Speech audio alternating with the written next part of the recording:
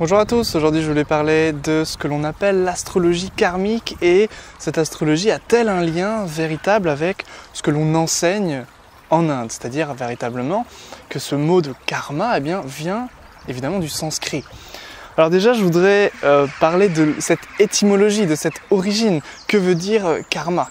Karma c'est la racine kr qui signifie action, agir.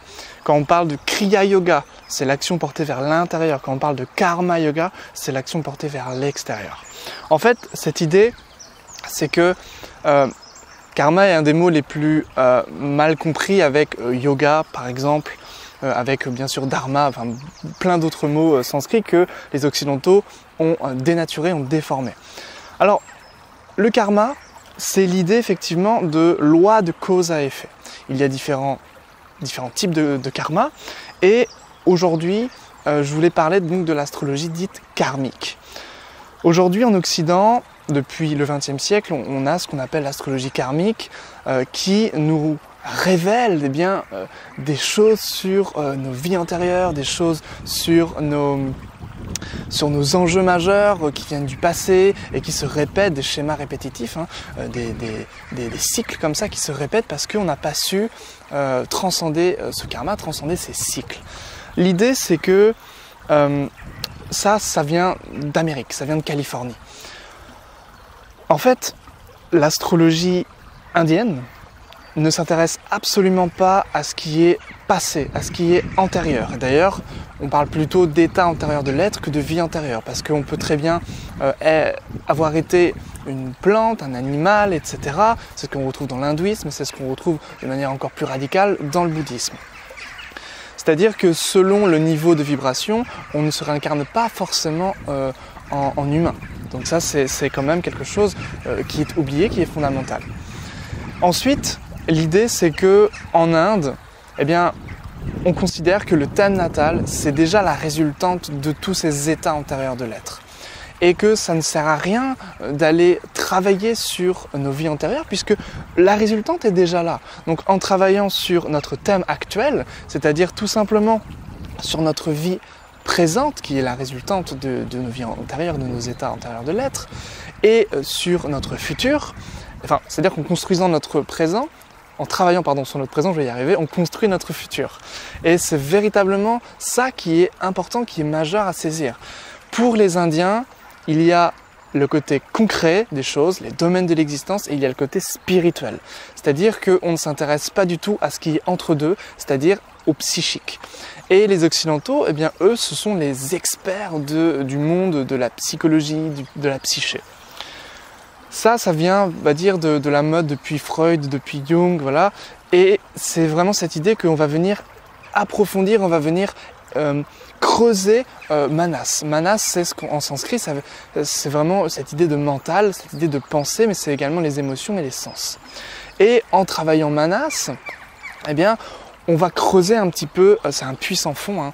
Donc on va faire de la thérapie, on va faire de la psychanalyse, on va faire tout plein de choses qui bien sûr peuvent nous aider, qui bien sûr peuvent avoir des effets extrêmement positifs sur notre vie, je ne le nie pas.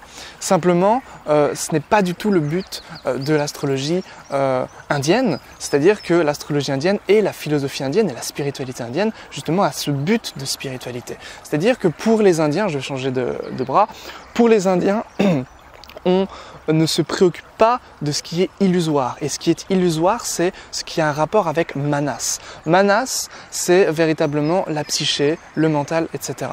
Si effectivement je me demande quelle est ma relation avec mon père, quelle est ma relation avec ma mère, comment je dois faire pour améliorer tout ça, c'est bien dans un sens où ça peut améliorer les choses et ça peut faire que notre vie devient plus fluide. Donc je ne remets pas encore une fois en question cette idée. Simplement, c'est un puits sans fond.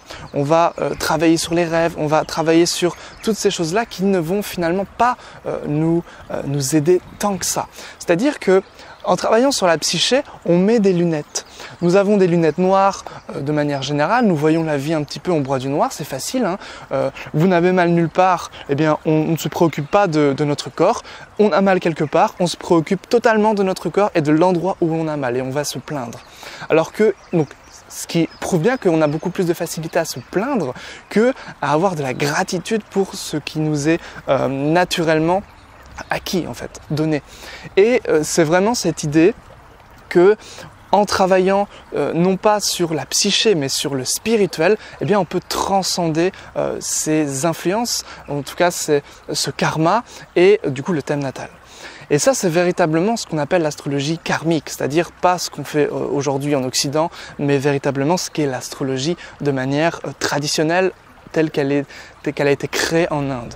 Et ça, c'est très important à saisir, c'est-à-dire que ce qui se fait aujourd'hui en Occident, c'est pas du tout de l'ordre du karma, en fait, c'est pas du tout de l'ordre de la spiritualité.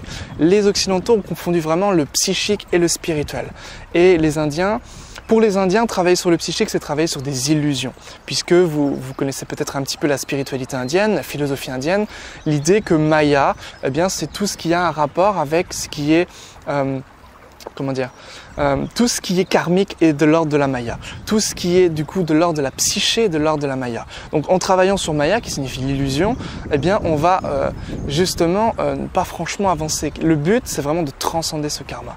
Comment on transcende ce karma? Par des remèdes astrologiques, par de la pratique spirituelle et non par des pratiques de thérapie.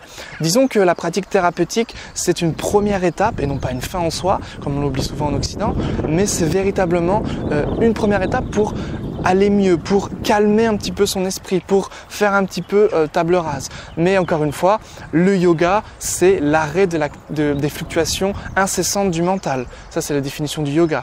Et quand je parle de mental ici, c'est yoga, chitta vritti nirodha. Le yoga est l'arrêt de l'activité incessante du mental. Donc ici, c'est vraiment chitta. Chitta, c'est la forme encore plus haute de manas. Donc effectivement, en travaillant sur manas, on ne va pas franchement aller voir chitta. Chitta qui est vraiment la conscience ici.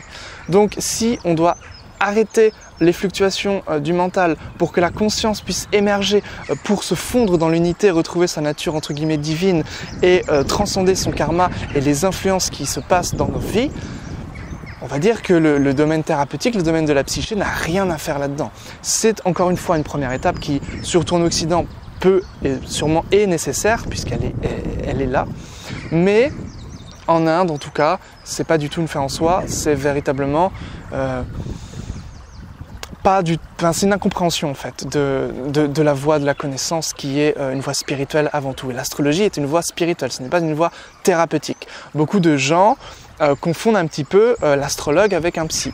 Et effectivement, il y a beaucoup de gens qui me parlent de leurs problèmes comme si j'étais une espèce de psy. Alors évidemment, je ne vais pas renier ces gens, répudier ces gens, pas du tout. C'est vraiment cette idée que, bien sûr, l'astrologue doit écouter, doit comprendre, pour voir également comment se traduisent toutes ces influences, toutes ces manifestations dans le thème. Et bien sûr, par rapport à ce qui est vécu chez la personne, puisque ce qui est dans le thème se manifeste sur la Terre, dans l'existence, de manière particulière, de manière unique. Et c'est ça qui est beau, c'est ça qui est intéressant, et c'est pourquoi également l'astrologie est une voie d'évolution perpétuelle.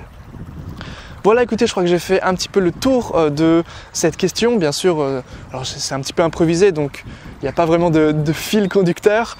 J'espère que je ne vous ai pas trop perdu. Et puis n'hésitez pas, donc si vous voulez véritablement connaître une astrologie traditionnelle indienne et découvrir une méthode très efficace pour connaître la dominante, la dominée, et puis déjà pouvoir improviser un petit peu sur les différents comportements et les différents enjeux du natif, en fait, de son existence, je vous invite à cliquer sur le lien en description pour retrouver une formation gratuite. Alors la gratuité, l'offre est valable jusqu'au 22 mars, donc je t'invite à en profiter dès maintenant.